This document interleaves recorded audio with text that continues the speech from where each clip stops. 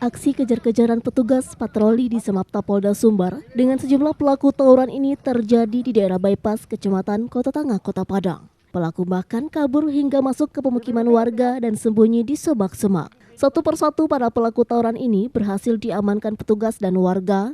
Bahkan dari pelaku, petugas turut menyita sejumlah barang bukti senjata tajam berupa celurit dan gear motor yang digunakan untuk melakukan tawuran.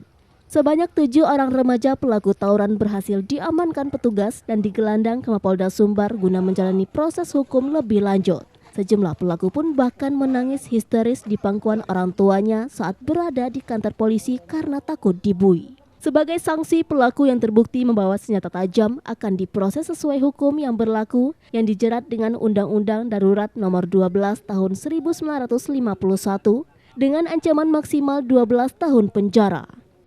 Selamat pagi, salam presisi. Kami di Direktorat Samapta Polda Sumbar pagi ini berhasil mengamankan terduga pelaku tawuran di Jembatan Ujung Tanah, Kota Padang.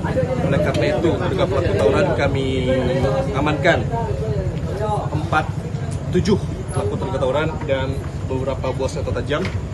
Dan terduga pelaku tawuran ini kami bawa ke Mapolres Samapta Polda Sumbar dan sajam juga kami bawa ke Mapolres Samapta Polda Sumbar untuk ditindaklanjuti.